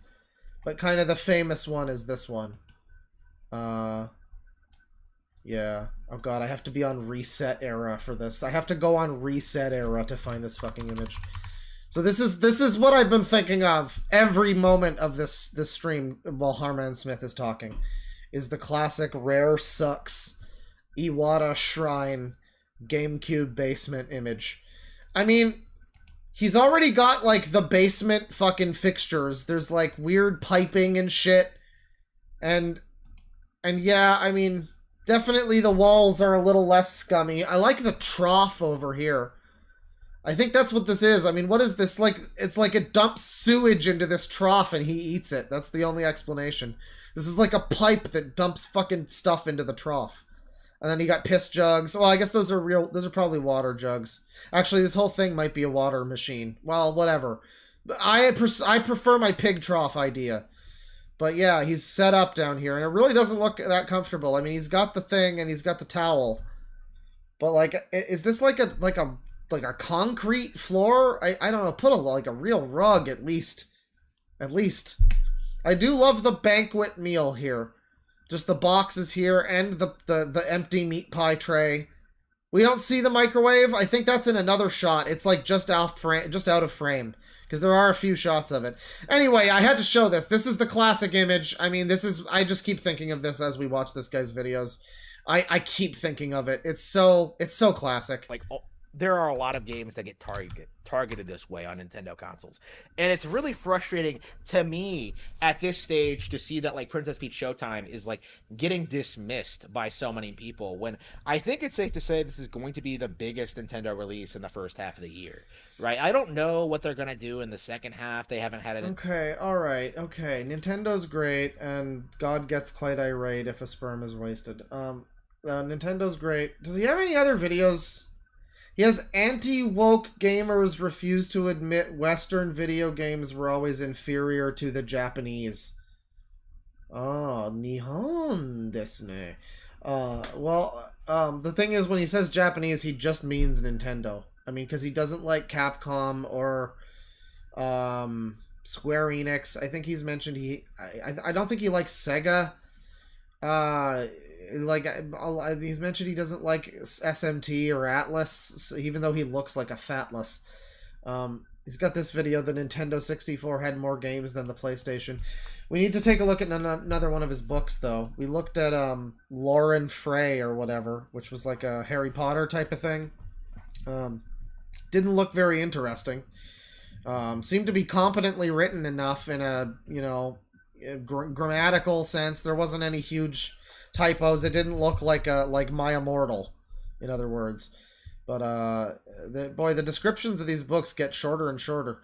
Clover Volume 4. As far as I know, there's no other volumes. It's just the books that he has listed on here, I think. So I don't think there's other volumes. But Clover Volume 4 is the next book. And this one has a little bit more of a book-like cover. You know, we had the first one, which was just an anime girl. And then the second one, which looked like a book, but it looked like a book that wasn't the book that it was for. It looked like completely the wrong genre. This one, I don't know. Clover Volume 4, that's IV, by the way. The Day of Black Sun. Following a day of fun with her closest friends, Ciela North wakes up in the middle of an apocalypse. Man-eating monsters. That's a man-eating. That's 2 words, not hyphenated. So, man-eating monsters. So I guess a man-eating monsters are terrorizing her. Okay. I get what I get what he's saying though. Man-eating monsters are terrorizing her community, and only Ciela and her friends stand in the way of everyone they know and love being completely destroyed. So you know, it's another sort of fantasy thing. The book cover is this. It's called something Black Sun. So you know, there's a black sun, black hole sun. And all that, and it looks like a book cover. It kind of looks like a frame from like Birdemic 3. You know, like the exposure seems to be really low on this. I guess because it's a black sun. But you know, it looks like I guess it's like a book cover. Sure. He's got another one here. Oh well, this one's great. This is the best cover so far. You're gonna see why. You're gonna see why immediately. But the description, it's got 5 stars too. 1 rating, 5 stars. It's the only one that's had a rating so far. This is the Books of Harman Smith here, not his real name. This is Cruel and Beautiful. Amaris Yu is not like other girls. She's not like the other girls.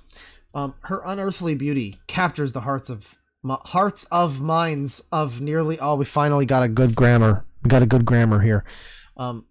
Captures the hearts of minds of nearly everyone who catches sight of her. She is also an immortal vampire bent on seizing control of Europe. Oh dear. Oh, that never works out well for people. She certainly isn't the kind of woman to fall in love with an ordinary human boy. It is much more likely that she would use him for her own ends. And so this sounds like basically that other book about like a girl with a bunch of power. She kills people, and then a regular human boy, something, fantasy, blah blah blah. Sounds like the same book basically, but it's different because that was a blonde-haired girl, anime girl. That was the cover of his book, was a blonde-haired anime girl. You see, but here we have a different. He's going for a different vibe here. He's got more of a goth kind of thing. She's a vampire, right? So his cover for this book is prompt black-haired vampire princess with dream.ai, which is good. And it's great because there's no hands in this image, so you would really know. Oh, never mind, her legs are fucked. The legs are broken. Oh, she's got fucked up legs. I see. It kind of looks. I don't know what's going on down here. There's like, are these? What are these water droplets? Are these supposed to be her feet? I don't know what's going on, but you know, that's fine. That's fine. It's good. It's a good cover. It's a really good cover. It's the best one so far, really. It's the most artistically creative and interesting. It will blow through the rest of his books here too. There's a couple more. We got another one with 5 stars, 1 rating. Does it have a review? Let me see. There's no reviews, but 1 rating. It's 5 stars. He probably rated it himself. Let's be real. This is Rabbit Hole, book 1 of 1. And this is another one that looks like it's got a real cover. This cover looks like a real book. It looks like a real book that you would buy. This looks like a real book that would be on a shelf. It looks like a real cover. But let's see if it also looks very generic. I mean, it's probably slapped together with like stock images. It looks like it looks like a real book cover in the way that like a Tubi movie is a real movie, you know? One of those movies where it's like the Amityville car shop or whatever, and it's just like some fucking horrible cash grab filmed on a cell phone. It looks like a real book in that sort of way, you know? I mean, like, I could see it being sold, more so than the AI one or the anime girl, probably also made in AI, but that's the That's the thing. Who the fuck is calling me? Okay, cool phone call. Cool phone call at 9:48. Will Wei had no idea what... Oh, good. So the name is Will Wei, like W-E-I. Will Wei had no idea what think when a girl burst out of a moving van, but he knew what to do when 3 men came around and demand that she get back inside. This one might have been one of his older books. I was like noticing some not so great grammar in this one. Following a brutal beatdown at his hands, Will thinks the kidnapping is over, and all that is left to do is find out what to do with this girl. But as Will soon realizes, the kidnapping is more than a simple isolated incident, and the reach and control of these kidnappers extends far past what he originally thought was even possible. Well, I mean, okay, reading age is 12 to 18 years. There's brutal beatdowns and kidnappings. I mean, I guess that's fine. Supposedly this is young adult fiction. I don't know who gave this guy the rights to write young adult fiction, but sure. I guess this is the best one so far in terms of, like, it looks like a book that, and it, like, the title of it and the cover and the description, you know, it all kind of it kind of all seems like a book. Sure, it all seems like it fits as, like, one book. This one seems like it could be something. Let's read a little of the sample here. I don't know where this is. This is just somewhere in the story. It's not chapter 1. So the other one we read a sample of. We started in chapter 1 and it was the most boring fucking shit in the world. Like, immediately, you start your book with something of interest, just like a little something to hook the audience, a little something to hook the reader. Nothing. It was like a girl in a flower garden. It was really lame. But this one, we don't know. I don't know if this is the beginning of the book. It doesn't seem like it. Will let out an irritated groan. Show the screen here. Will let out an irritated groan as the sound of the alarm hit his ears. Hit his ears. Okay. He blinked once, twice, 3 times a lady before closing his eyes again. He turned around in bed. Oh, this is what I was looking for. The other one was boring and competently written. This is, like, just fucked up enough that it's good. He turned around in bed, facing the clock, and buried his head into his sheets. The irritable beeping was tearing into his skull, but he could not bring himself to get out of bed. He moaned, dearly wanting to reach out a hand and bring it back down onto the sleep button. He felt groggy and exhausted. It felt almost as if he had not gone to sleep at all.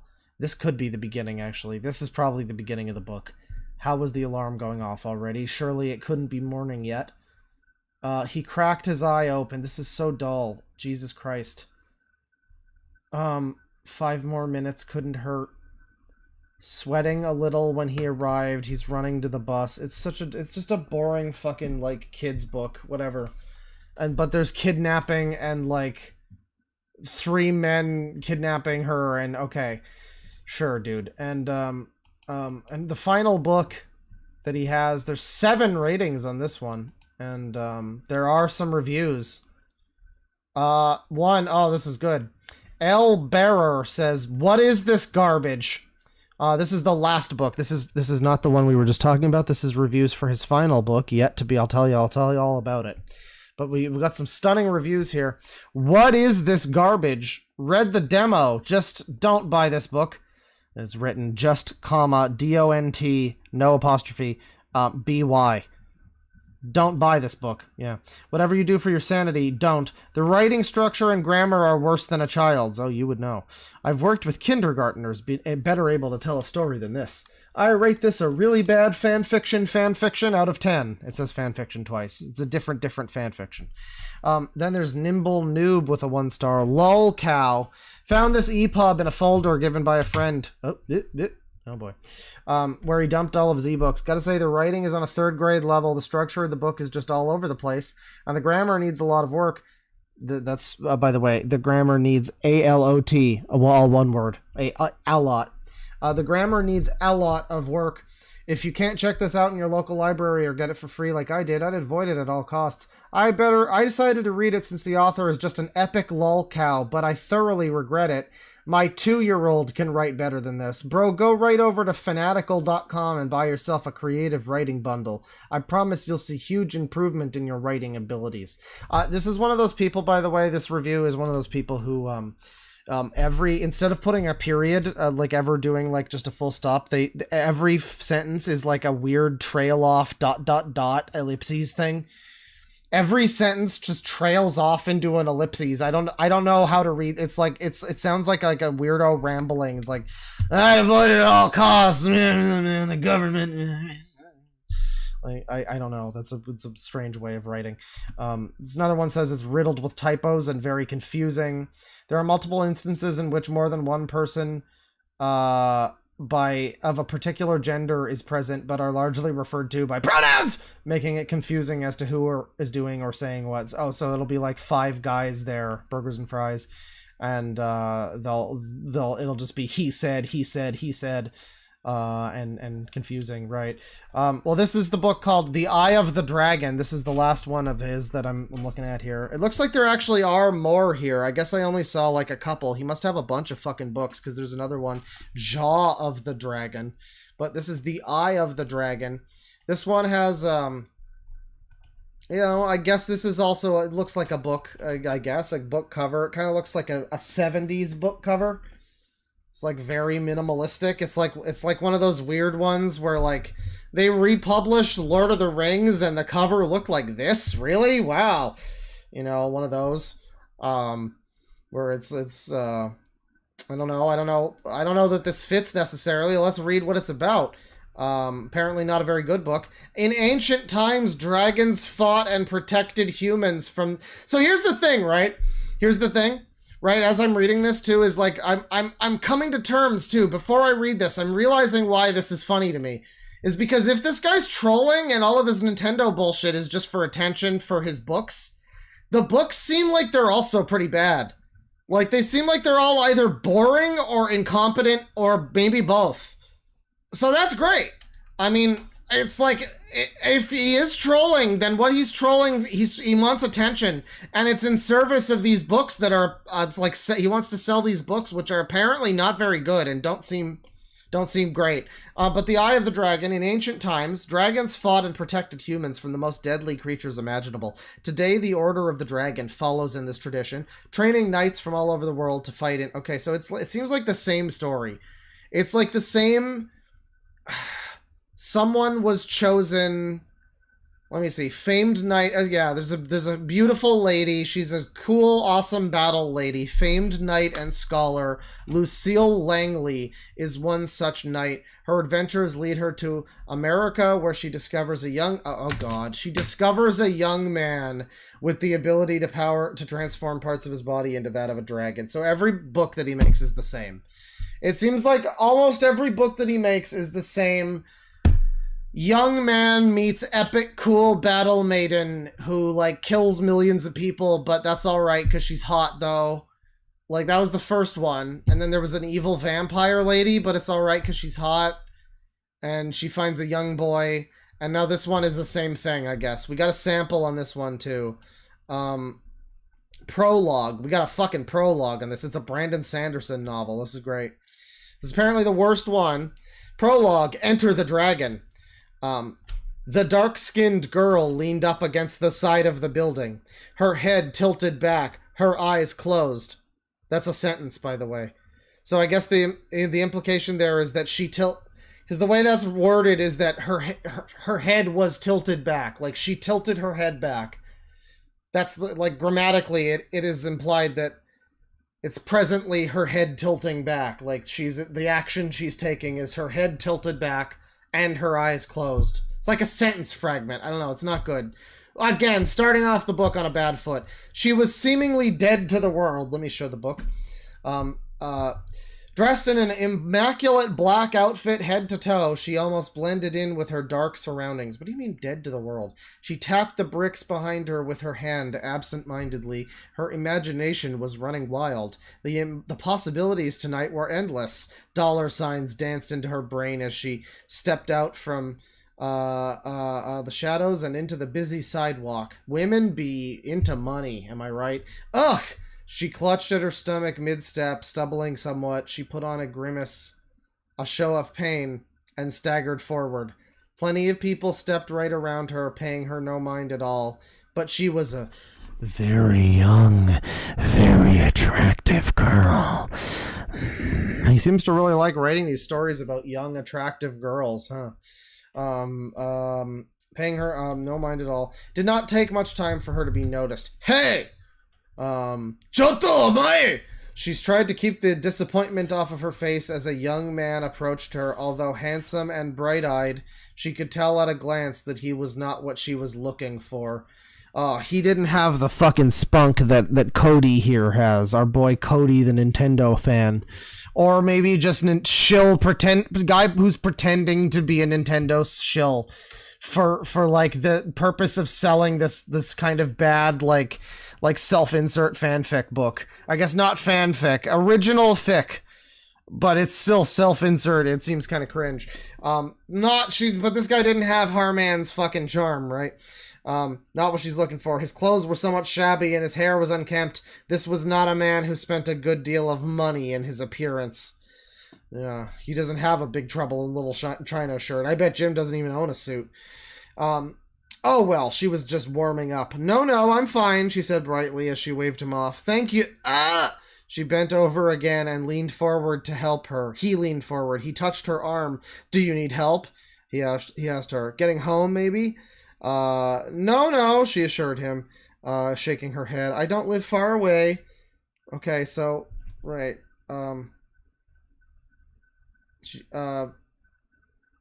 she'd been leaning. There's another lady leaning. There's another cool lady who's leaning. If she has time to lean, she has time to clean. Bazinga. Wild blonde hair ran down her shoulders in waves. She was dressed professionally, rather like a businesswoman or a lawyer, with that white blouse, jacket, and pants. The woman in white. There's a trot. The woman disappeared. Okay.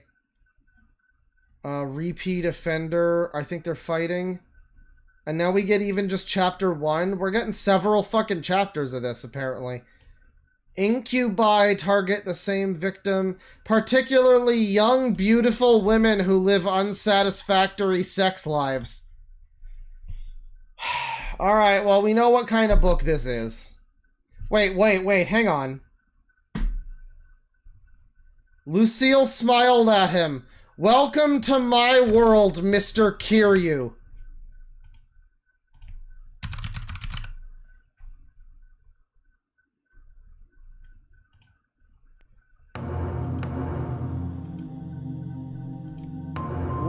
What is happening? Please follow me, Mr. Kiryu. Is this Jack Kiryu? Okay. So Jack Kiryu is here, everybody.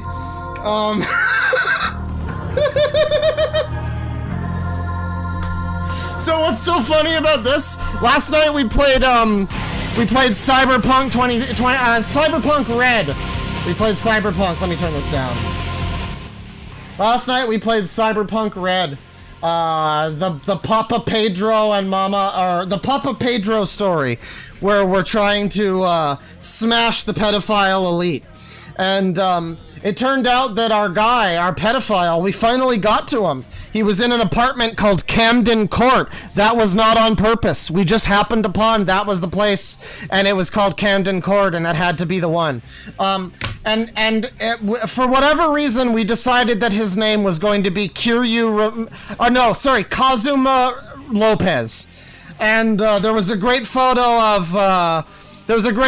of George Lopez dressed in what appears to be the Kiryu outfit. But so, Kazuma Lopez, meet Jack Kiryu. He's here. Famed pedophile Kazuma Lopez probably knows Jack Kiryu here. Okay, particularly young women that lead unsatisfactory sex lives are fond of Jack Kiryu. That's what I've learned. All right. I received that very well. I've received that pretty well. Well, that's Harman Smith. His books are just a couple steps above being that guy, Masaukis, the guy who writes original stories about him fucking his little sister who looks like Wendy from Wendy's. It's because the Democrats want him to become an incest-loving liberal. And Obama abducts him to become an incest-loving sister-fucking liberal who likes Wendy's porn. So this is just like a few notches or a couple notches above that. It's just a few notches above that. I would say that's more entertaining though. Well, that'll do it for the stream. We've been going for quite a while. I don't know that we're going to top Mr. Kiryu